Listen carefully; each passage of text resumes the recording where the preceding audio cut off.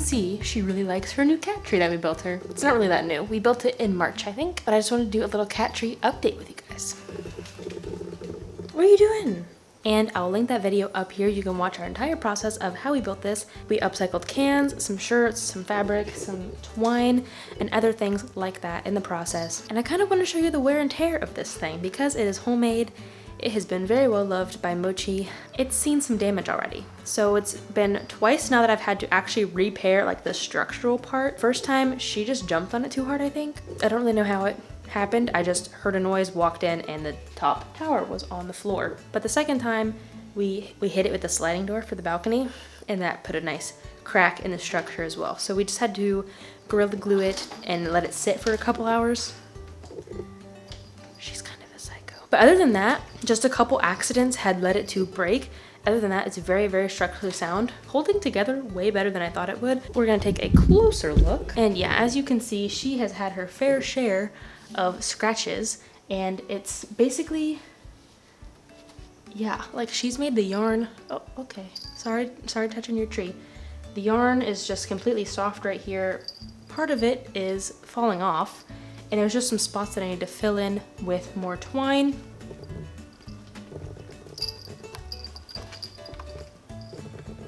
Where's it, Mochi?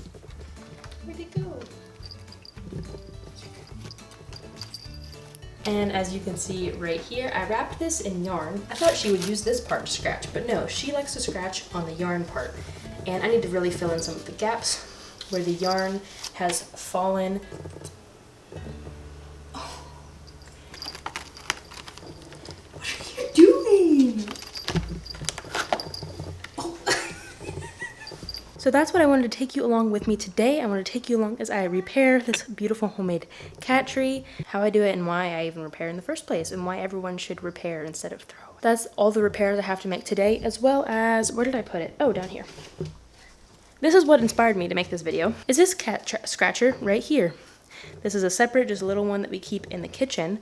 And I found this on the side of the road because the string had fallen off. And it just really got me thinking that, wow, people really don't repair their items. They just throw them away and buy a brand new one. And it really, really makes me sad. So I wanted to make this video to inspire you to also repair your items instead of throw them away, because we throw enough away already as it is. And also, like I mentioned in my fast fashion video, it is just really important not to buy brand new, especially from unsustainable brands, if possible. Instead, just fix what you have or buy secondhand. So this is a double win. Found it for free on the side of the road, and I'm gonna repair it. She has really destroyed this thing. This is what it used to look like down here, and this is what it looks like now. So I'm going to also just rewrap this in more twine. Rewrap, it looks like 5 pillars.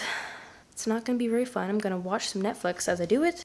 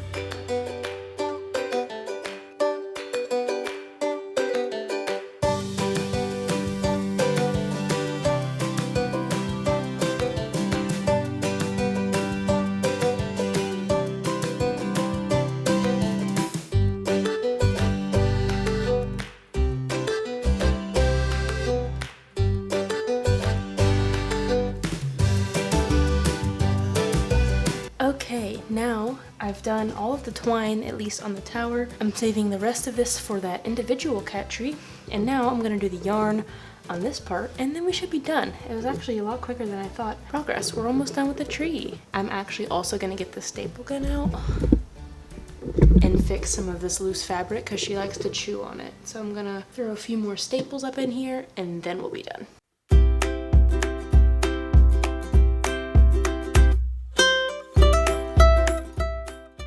So here's the final product. I didn't have quite the same color, so it looks a little wonky in some spots, but honestly, I don't care. Zero waste, low waste, minimal living isn't supposed to be aesthetically pleasing, it's supposed to be practical. And if that means some of my twine doesn't match on my cat tree, then so be it. So I hope that you also can learn to live with little oddities like that, and that your whole life doesn't have to be perfect.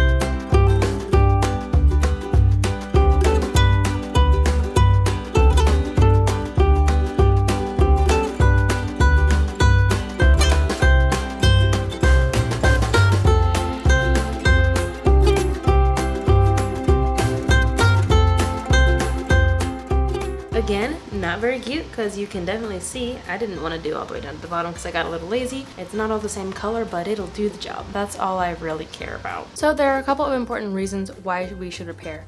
Obviously, the first one is to prevent things from going to landfill. And that's really, truly the most important, at least in my opinion. As well as, number two, you don't have to buy something brand new. I mean, granted, for me, and I know a lot of other people probably watching, they would probably also thrift something.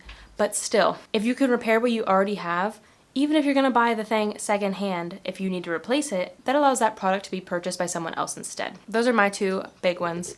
As well as, it is important to repair because it makes you more able, more capable. It really tests your knowledge, and you might even learn a new skill in the process.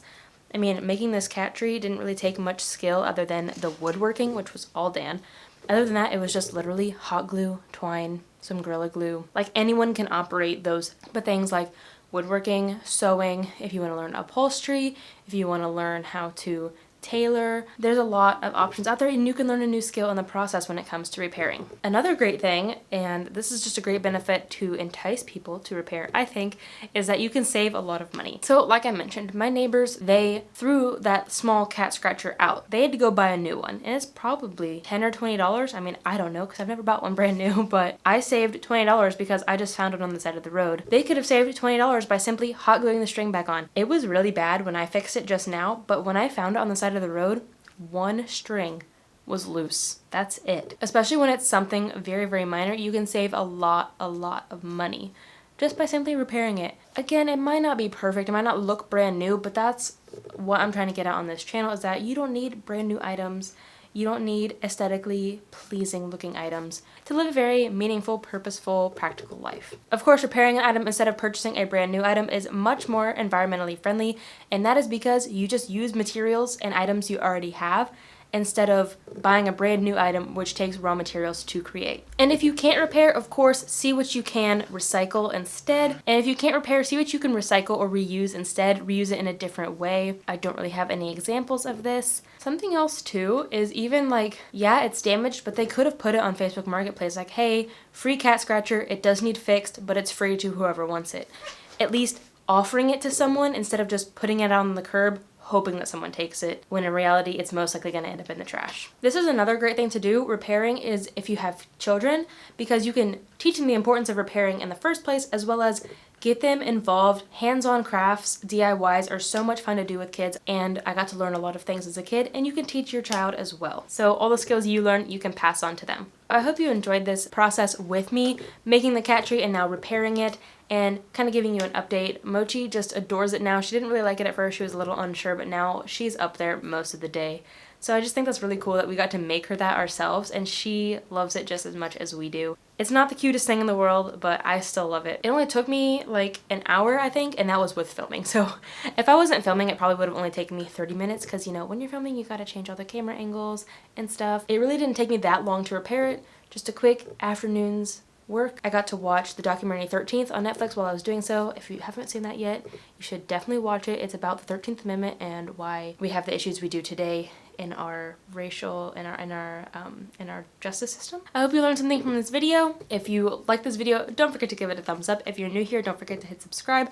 I talk about all things environmentalism here on my channel. Zero waste, DIYs, repairing, recycling, all sorts of stuff up that alley. So if you're interested in that, be sure to hit subscribe and the bell for post notifications so you don't miss any of my posts. I hope you enjoyed this video. I love doing DIYs. If you're interested, I have a whole DIY playlist. I will leave linked down below.